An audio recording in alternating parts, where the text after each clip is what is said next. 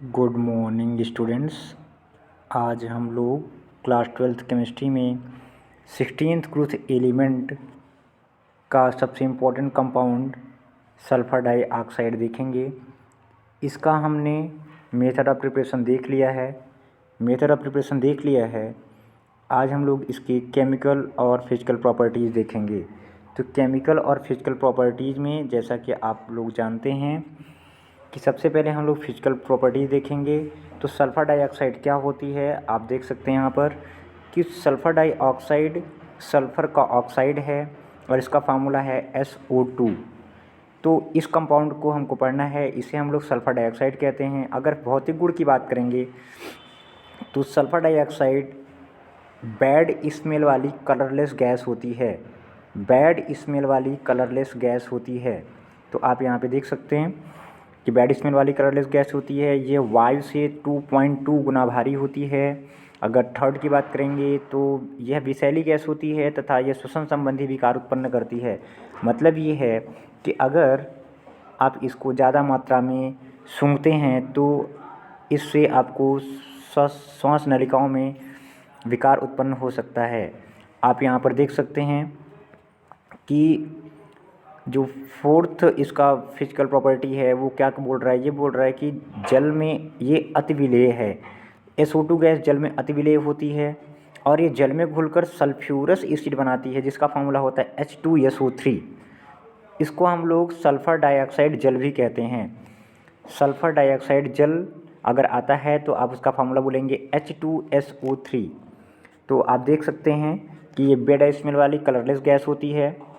ये वायु से 2.2 गुना भारी होती है।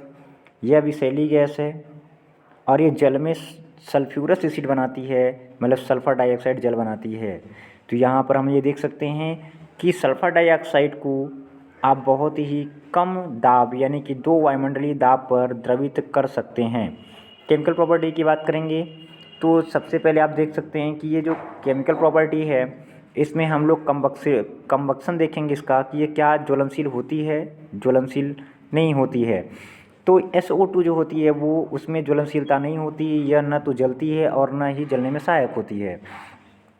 लेकिन अगर मैग्नीशियम या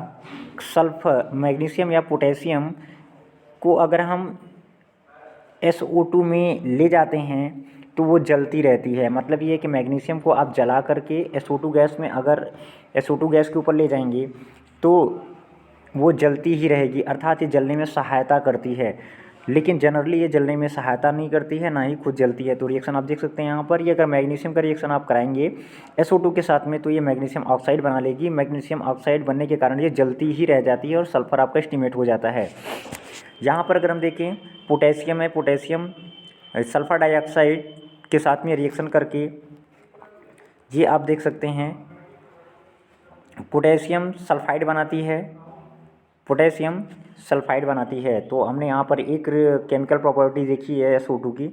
अब नेक्स्ट वाले में हम यहाँ पर देखेंगे कि इसका थर्मल स्टेबिलिटी क्या होता है। थर्मल स्टेबिलिटी का मतलब समझते होंगे, यानी कि इसको हम थर्मल दें, हीट दें, लेकिन ये डिकम्पोज ना हो, कितने टेम्परेचर तक ये स्थायी बनी रह सकती है SO2, इसी को हम लोग बोलेंगे थर्मल स्टेबिलिटी। तो आप देख सकते हैं यहाँ पे सल्फ़र तथा SO3 सल्फ़र ट्राईऑक्साइड हो गया, यानी कि जो सल्फ़र डाइऑक्साइड है वो आपका अगर इसे हीट करेंगे तो ये आगे चल करके सल्फ़र डाइऑक्साइड कन्वर्ट हो जाएगा सल्फ़र में और सल्फ़र ट्राईऑक्साइड में। तो जो सल्फ़र डाइऑक्साइड है वो सल्फ़र तथा सल्फ़र ट्राईऑक्साइड में अपघटित हो जाती है। रिएक्शन आप देख सकते हैं यहाँ पर 3SO2 है और ये S2SO3। तो ये सेकेंड हमने केमिकल प्रॉपर्टी देखी। थर्ड वाली हम देखेंगे एसिडिक प्रॉपर्टी देखेंगे कि क्या ये एसिडिक ऑक्साइड होता है। हाँ, ये एसिडिक ऑक्साइड होता है। जैसा कि आपने ऊपर देखा कि जल में घुलकर क्या बनाती है, सल्फ्यूरस एसिड बनाती है, अर्थात इसका जो ऑक्साइड है वो अम्लीय होगा।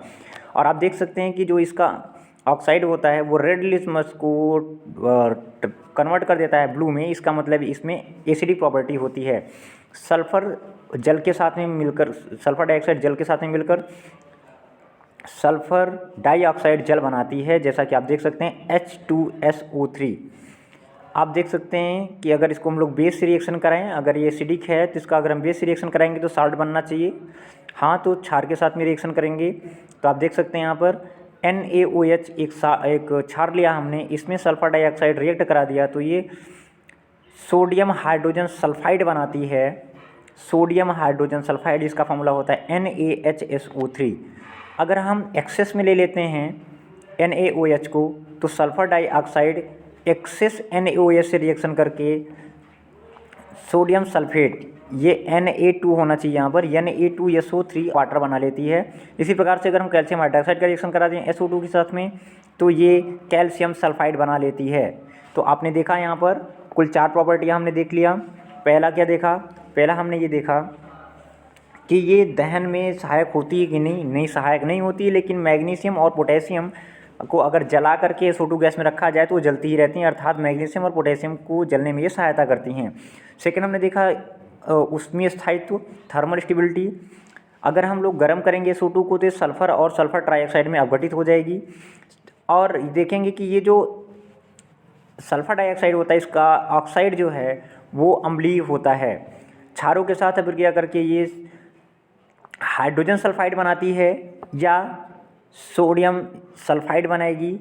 अगर हम लोग कार्बोनेट के साथ में रिएक्शन करा देंगे तो सोडियम कार्बोनेट SO2 के साथ में जल की उपस्थिति में रिएक्शन करके आपका बनाएगा सोडियम हाइड्रोजन सल्फाइड, जैसा कि ऊपर आपने देखा था। इट इज ऑल्सो सॉल्ट, ये एक साल्ट होता है, साथ में CO2 गैस लिबरेट होगी यहाँ पर। तो यहाँ पर आप देख सकते हैं इसके अंदर रिड्यूसिंग प्रॉपर्टी भी होती है, अर्थात SO2 अपचायक की तरह कार्य करती है। अगर हम लोग SO2 को एक्सेस जल के साथ में रिएक्शन करा दें तो ये H2SO4 बनाकर नवजात हाइड्रोजन प्रोवाइड करती है। नवजात हाइड्रोजन प्रोवाइड होने से ये क्लियर होता है कि ये किसी न किसी का रिडक्शन करेगी, अर्थात इसके अंदर रिड्यूसिंग प्रॉपर्टी होगी, अपचायक प्रकृति होगी। इसी प्रकार से आप क्लोरीन और आयोडीन का रिएक्शन देख सकते हैं। क्लोरीन और आयोडीन को अगर हम सल्फर डाइऑक्साइड से रिएक्शन कराते हैं जल की उपस्थिति में तो आप देख सकते हैं कि यहाँ पर क्लोरीन से हाइड्रोजन जुड़ जा रहा है, अर्थात इसका रिडक्शन हो जा रहा है, अर्थात इसके अंदर रिड्यूसिंग प्रॉपर्टी होती है। तो आप देख सकते हैं यहाँ पर इसी प्रकार से I2 का भी करेंगे। I2 का करेंगे तो आपका HI बन जाएगा। तो आप देख सकते हैं यहाँ पर नेक्स्ट अगर हम पेज देखें, नेक्स्ट पेज में इसी प्रकार से आप देखें ये रिड्यूसिंग प्रॉपर्टी कर रहा है किसको, जो ये फेरस सल्फेट है, फेरस सल्फेट ये फेरिक सल्फेट को फेरस सल्फेट में कन्वर्ट कर देती है।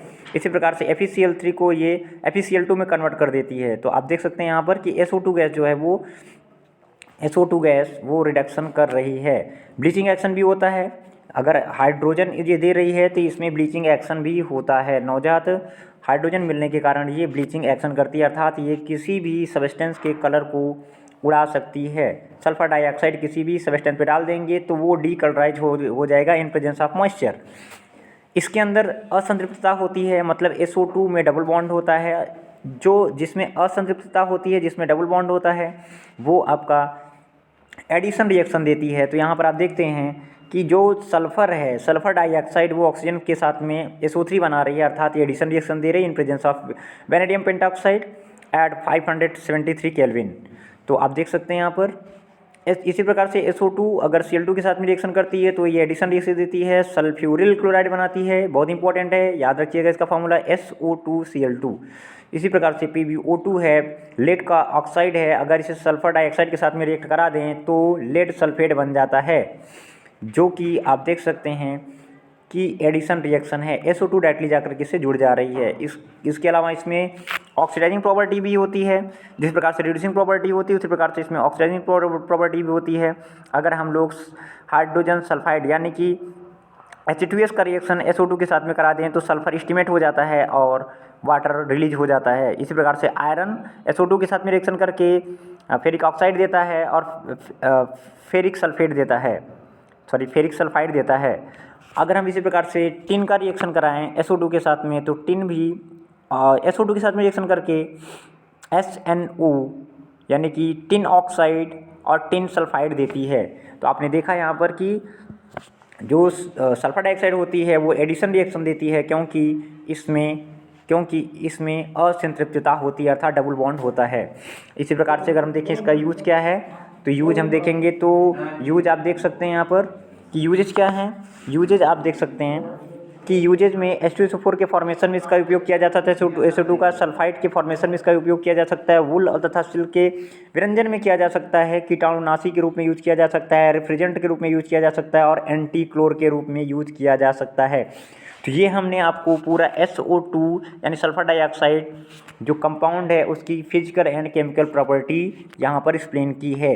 अगर आपको कुछ इसमें से नहीं समझ में आता है तो आप मैसेज डाल करके वापस से पूछ सकते हैं। तो मिलते हैं नेक्स्ट वीडियो में, तब तक के लिए थैंक यू।